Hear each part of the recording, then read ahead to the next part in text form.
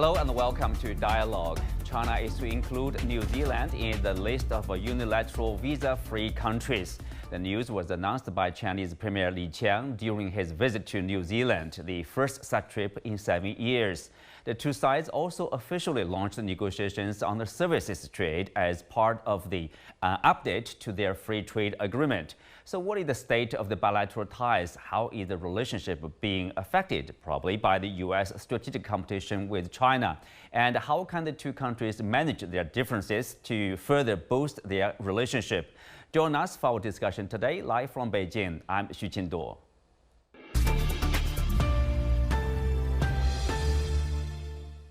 Joining me today are Wang Huiyao, President of the Center for China and Globalization, David Mahon, Executive Chairman of Mahon China Investment Management, Fran O'Sullivan, Managing Director of NZ Inc. and columnist for the New Zealand Herald, and Anna-May Isbey, Executive Director of the New Zealand Business Roundtable in China. Welcome to Dialogue.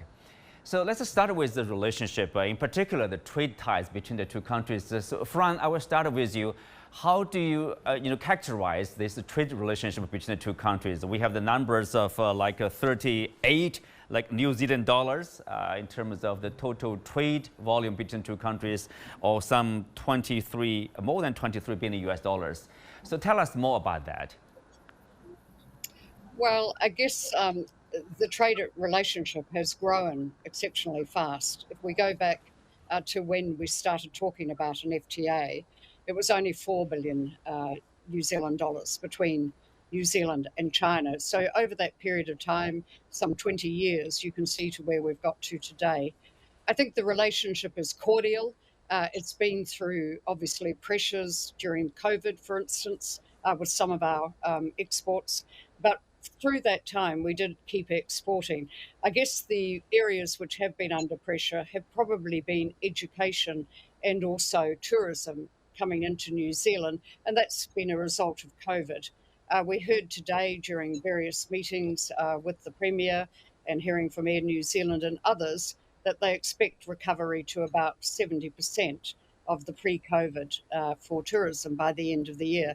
And I think going the other way, the announcement of the Premier that New Zealand will have visa-free entry into China for a limited period of time, that also ought to boost ties as well. So Anna, obviously in some areas, at least in tourism, we are still recovering in terms of these trade ties. I know your organization is going to release a survey in next month, in July. So any information available to share now? Yeah, absolutely. And thank you for your question. As you mentioned, we recently just completed our second annual Business Outlook survey. And this year we got responses from 60 New Zealand business leaders who have operations in China. So this survey, it covers general market outlook, it covers the opportunities and challenges, the bilateral relationship, investment and HR. And as you mentioned, we haven't yet published the report, but for all the viewers out here, it will be published on July 25th and available to the public if you search up our website. But some really good stats for you all, just to really demonstrate the value and the strength, I think, of the New Zealand and China trade relationship. We asked the companies a number of questions, and 50% of those companies, actually, they've been operating in China for more than 10 years. 82% of the respondents, they rank China as their top or one of their top 3 priority markets in their global investment plans. 90% of the companies said the scale of market opportunities was their top reason for being in China. And 71% of companies said that over the next 3 years, they are looking to increase their investment into the Chinese market. So, those numbers, they do demonstrate there's a huge amount of investment and commitment that New Zealand companies have here into the market. Yeah, more than 70% looking at expanding their business in China. So there's, can we say, a lot of optimism for the future relationship here? Yeah, definitely. I think there's definitely challenges, and I think Fran, she mentioned a few of them. But New Zealand companies, they are optimistic. There is definitely a level of optimism there. Let's take a look at, of course, what the latest, the Premier's visit to New Zealand. So, David, you have business in China. You have been in China for a long time. And so what's your takeaway of the visit? It's a very good event. It's, as we know, one of three senior people. Of course, Li Qiang is the most senior. And also as a premier, he's got a great history of brokering foreign business deals, particularly when he was in Zhejiang and Shanghai. So I think it's a very important step. It's very difficult for the New Zealand government at the moment, as it is for all Western governments. There is a trade war with the US and China, and the US is putting pressure on countries to join them in their strategies. So it's very difficult for a small country like New Zealand that has deep historical relationships with the States to manage that. But I think despite that, there's enough experience in New Zealand in respect of China and enough people who know how to think about China that it'll be a bit bumpy, but I think that we'll continue as we have been, and I can see an increased interest. At the moment, a lot of boards are a bit cautious. They read in newspapers negative stuff, they're not quite sure. But I think we'll get through this. As long as we don't join AUKUS, I think we'll be in good shape. So I think there's great potential. Huiyao, of course, we see earlier this year, the Chinese Foreign Minister Wang Yi was in New Zealand, and then Liu Jianchao, the head of the international department of the CPC, of course, also went to New Zealand, and now the premier. I mean, the frequency of the visits by senior Chinese leaders, probably say something about the relationship here. Well, absolutely. I think the relationship is fabulous. I was quite impressed with the New Zealand and China relationship development, particularly in recent year or two. And as you highlighted by Mr. Wang Yi, Minister Liu Jianchao, now by Premier Li Qiang, very significant. And also, I was in New Zealand last month attending the China Business Summit. I think France was organized that, and it was quite impressive. I was quite impressed and moved to see such a large crowd of 400 or 500 people attending the business summit. And then New Zealand Prime Minister was there, the Minister of Trade was there, and Chinese ambassador was there. It was such a spectacular event. I had a chance to speak there too. So I think New Zealand and China, probably New Zealand is one of the most friendly Western relations with China, and they have a lot of potentials. Even though they may be a little far away, but then that cannot stop all the cooperation, student exchanges. We have 20,000 Chinese students in New Zealand, and we have tourism, as we mentioned. Now it's good news now for the visa to be opened now for New Zealand come to China, and we have all those agricultural, milk and minerals and many things to collaborate. But on top of that, I think New Zealand has some soft power. For example, New Zealand launched the CPTPP, which is one of the early countries launching that, and China wants to join CPTPP. I think New Zealand has an enormous, collaboration potential with China, and also New Zealand launched the DPA, Digital Economic Partnership, which is also again China wants to join that, and we're in good discussion. And of course, on top of that, New Zealand is part of this RCEP, the largest free trade agreement in the world. So I think we have many similarity interests. I'm sure with the premier visit, we're going to enhance, enlarge, and improve our bilateral relations. And also set a good example how friendly, although we have a different system, of different culture, but we can get along very well. And that's a good example of, I think, New Zealand-China development, pathway for many countries to see a good example. Well, there's a lot of information there, details. Let's break down a little bit later here. Fran, going back to you here, of course, the New Zealand Prime Minister Christopher Luxon said, he hopes trade with China will continue to support his government's goal to double the value of exports in the next decade. So can we say the goal from the New Zealand is to expand trade with China? And I guess that's the same from Chinese side. Well, it was interesting because the Premier picked up those comments as well. And in his own formal statement to media post the talks with Mr. Luxon, he did actually also say the role that China could play in assisting New Zealand to double exports by value within a decade.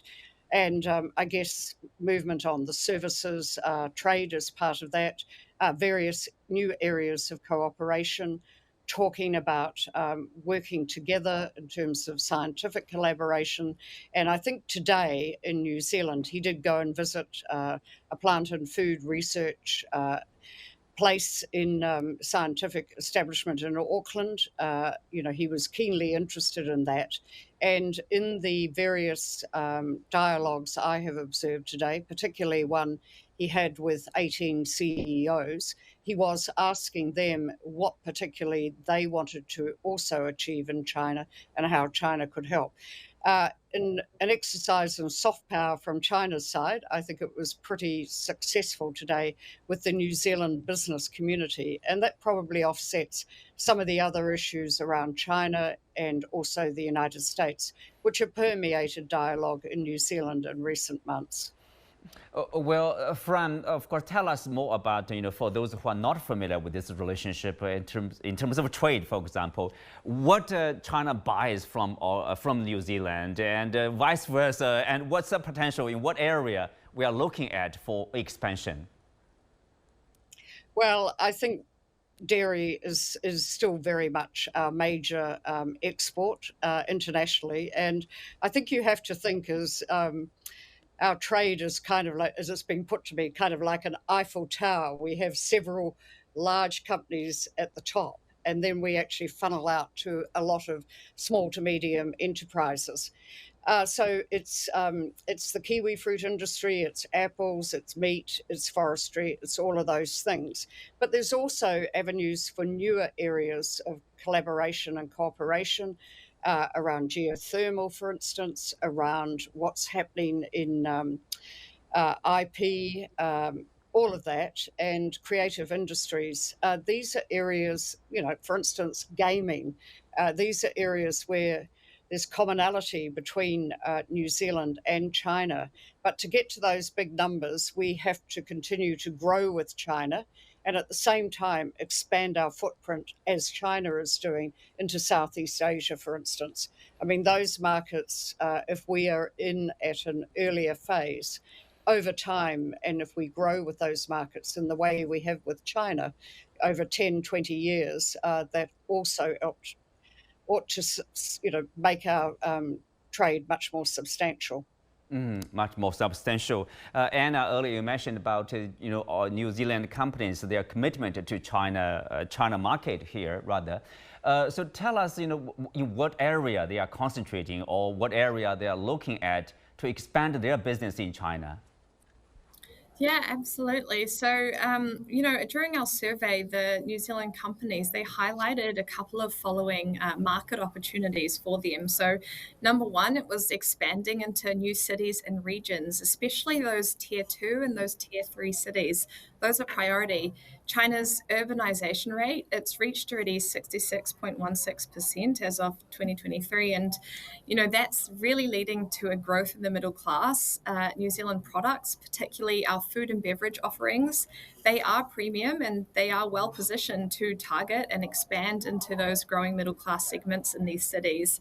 New Zealand companies, they're also really looking at developing strong e-commerce capabilities. E-commerce here is huge. And they're also looking at reinforcing the Chinese consumers' view of New Zealand as producing high quality, safe and sustainable products. One thing that we're really noticing as New Zealand businesses is that the tide is starting to turn in China towards sustainability, and New Zealand brands, they've already demonstrated such strength here and they can continue and are continuing to play into this. Well, David, of course, during this visit, the two countries have officially launched this negotiation on services trade. Tell us, what is the situation? How important is it for both countries here? Well, as Fran said, we have for a small country, an interesting structure to our economy. And already the largest companies are here and they're very successful. I mean, Fonterra, after it restructured its positions in China, has been making a lot of money. I think they are constituting something like 43% of the dairy sector in ingredients. They're sort of arbiter of prices here. Big team in Shanghai. They also, you look to Zespri, kiwi fruit was a 40% increase in fruit this year. I think we passed $1 billion New Zealand dollars of sales. Apples too, as Fran identified. New Zealand apples have a very strong market. Unfortunately, they're much in demand in other parts of the world, but they sell well here. So you go to the other things we have, and New Zealand has a long tradition in engineering and scientific creativity. We have a client that has a robotic system for handling logs at ports, and also for handling produce in packing houses. And there's great potential with the drive of investment in technology in China for New Zealand companies to use their know-how, their IP as capital, and form partnerships. But you go beyond that, and it hasn't been, because of COVID, it has not been so frequent, but if you will remember that film Lord of the Rings, one of the major players in the things in that film, all the items, the masks, the look of the film, was Sir Richard Taylor with Weta Workshop. He has a long relationship with China. So he's coming back into the market. They're looking at more and more opportunities. One of our clients is Les Mills, which is a fitness company, and it is considered the leading group fitness system in China. They have a 10-year residency now and is a fully owned foreign company in Shanghai. So I think we have to stop thinking just about primary industries or even technology and look into where we can be sharing know-how, where we can sharing the intellectual capital of New Zealand. So there are many opportunities. I think part of it would be we lack people, so we would like perhaps more Chinese companies to be looking at partnering and investing in these businesses. Investment and of course there's talked about the approach, Henry, where it's like a negative list. Basically, we have a list that is specific. Beyond that, that's free for investment and trade. So that's the Euro practice. So of course we would like to see a shorter and shorter negative list there. So how do you look at this approach, between the two countries here? The negative list. Huiyao, please. Yeah. Yeah. No, I think there's many more area of collaboration, and service trade is certainly a big area. I think we can start on that, and also digital. I mean, New Zealand is quite advanced in terms of digital, particularly on the making those digital rules and regulations. Is already they've done a lot of work already, and China can work with the DIPA on that. And then another thing is New Zealand is very friendly and very clean and environmental friendly country. So climate change is another area that we can collaborate, very much so. And also the other thing I see New Zealand has a huge potential with relatively large territory and a very small population. And there could be more student tourism, immigration, all those exchanges. And also the other thing is that New Zealand is an English-speaking country, native English-speaking, and there's 200 million Chinese learning English, and then that could be a very good destination for study a variety of subjects. And finally, I think that New Zealand is pursued a quite fairly autonomous policy towards China. I think though there may be some talking about AUKUS that they want to invite New Zealand to join. We haven't seen any further move on that. But it's really important that New Zealand keep this strategic neutrality so that we can make a Pacific, South Pacific more nuclear free and maybe more stable.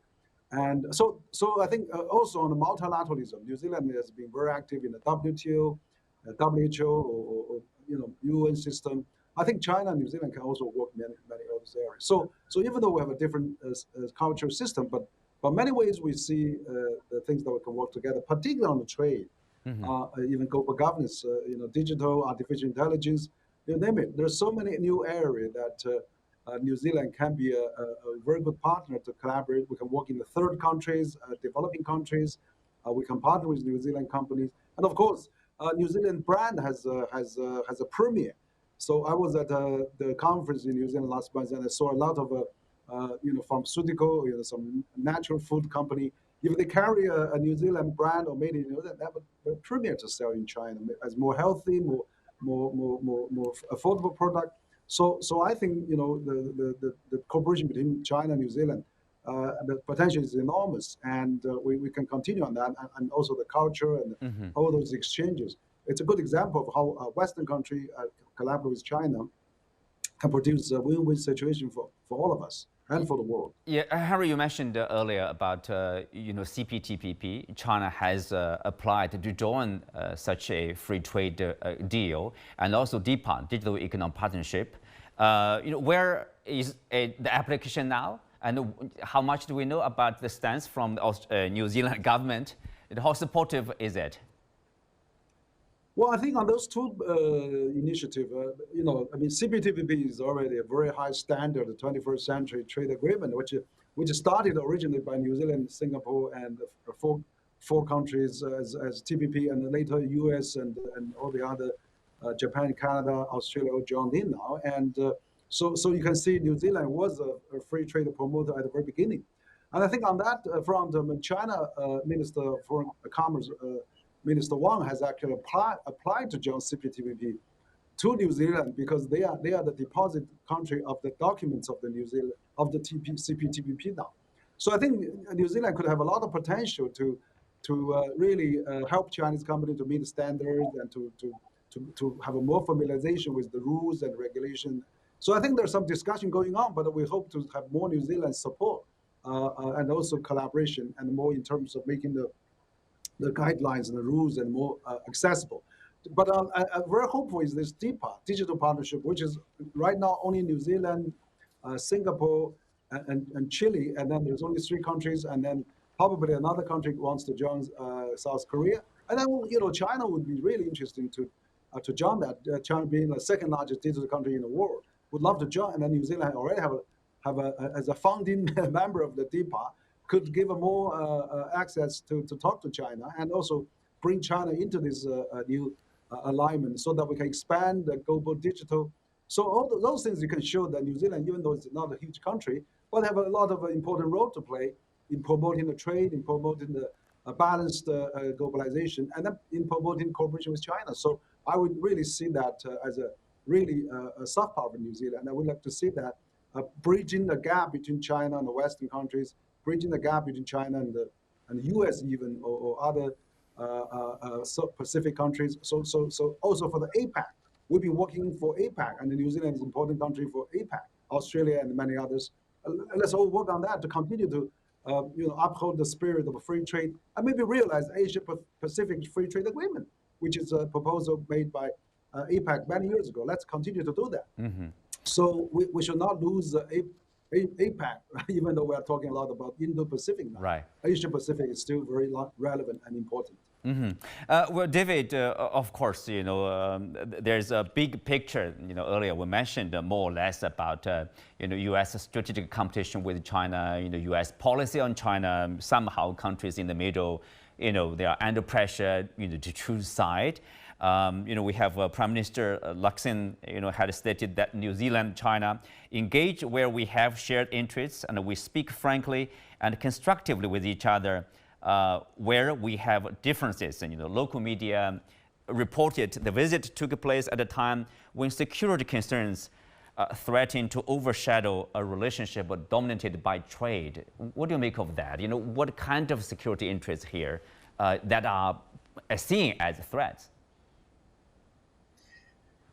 Well, the United States is a waning empire, a retreating empire. And at any point, there's a lot of tension, there's a lot of insecurity in an empire that begins to shrink. It's lost a lot of influence globally, and it fears losing influence in Asia and Asia Pacific. So the tension comes from that. It also comes from the fact that China is so much stronger. Economically, China is now actually, if you take purchasing power parity, 20% larger than the United States. So it is a fact that China is going to be an economic force for all trading partners. You talk about diversification, you end up in a subset of China if you don't think it through and you diversify away. So these are the tensions. They are really existential tensions. They're not real tensions as one would imagine with war brewing. And if you look at the sanctions, they are the sanctions of a country at war coming out of Washington. But I think for the rest of it, too much is made of the military tensions in Asia. I think both America and China are very contained and restrained. I also think that the rest of Southeast Asia has been managing such things for a very long time. So I think New Zealand shouldn't worry too much about balancing things, being in the middle. We can make too much of these things. And I had conversations recently here in Beijing, and one person close to the New Zealand-China relationship said, New Zealand currently has a coalition government that has in itself some contradictions. And he said, we are accustomed to coalition governments and the individuals involved. And so we don't see this as some definitive point.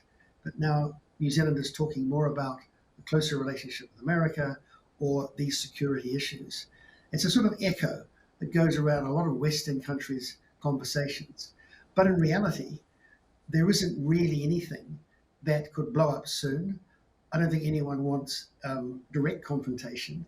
So these are issues of political and historical issues, as I said, around the shrinking American empire. So I think if New Zealand can just keep its head and not worry about where it stands too much, China understands the pressure it's under. And I think they will be understanding in the few years to come. So I don't like it, but I'm not too concerned. I think, as Fran would attest, and she's been at the heart of these things in New Zealand a lot more than I have, she knows that we've weathered many things like this before, and I'm sure we'll get through this one. Fran, finally, I mean, how much a factor is the security concerns in terms of decision making or expanding businesses for the business community in New Zealand? Yeah, it's very interesting, and the Premier, in essence, speaking with business during the roundtable, was essentially asking them to be more frank and open in dialogue themselves and about their own interests. Look, I think it's fair to say we've seen an evolution of foreign policy over the last 2 to 3 years. It is much more focused on security and power. In the past, we were very focused on multilateralism and the rules-based order, in which we were, prime movers in as you mentioned earlier, with the DEPA and what is now CPTPP. We're at the heart of all of that. But right now, there is much more of a focus on security and on power. And so that tension exists. We are drawn more into the US orbit. But at the same time, I think this visit has been very useful to help balance those interests, to balance the economic relationship that we have with China, and to also balance the pressure that obviously comes on small nations from the United States as well. So it's very interesting. I think both sides basically said through the talks in the last 24, 48 hours, supporting dialogue, not confrontation, keeping the dialogue opening. Behind scenes, I understand the conversations were quite hard and difficult, but they had the conversations on the difficult issues between both sides. But in public, the words have been optimistic and people are looking forward. Well, let's keep being optimistic. On that note, we come to the end of today's show. Many thanks to our guests. You can also watch us on the CGTN app on YouTube. Thank you for being with us. I'm Xu Qinduo. See you next time.